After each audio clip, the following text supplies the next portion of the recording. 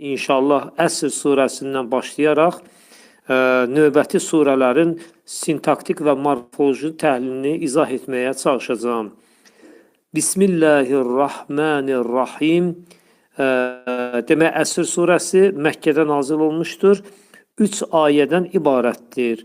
Rəhman və Rəhim Allahın adı ilə. Vəl asr, and olsun əsrə.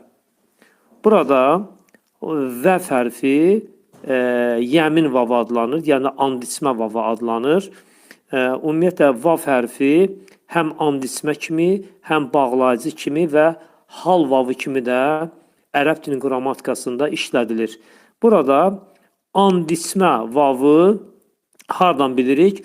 Çünki özündən sonra gələn nitq hissəsi ismi gördüyünüz kimi yiyəlik halına salıb. Beləliklə, and içmə vavı ərəb dilinin qrammatikasında özündən sonra gələn ismi neyinir? Yiyəlik halına salır. Və bununla da bilirik ki, burada vəv hərfi nədir?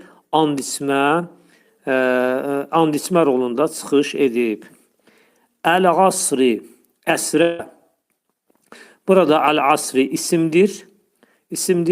Müəyyənlikdə verilib və nədir? Təkdədir. Sonra ikinci ayə.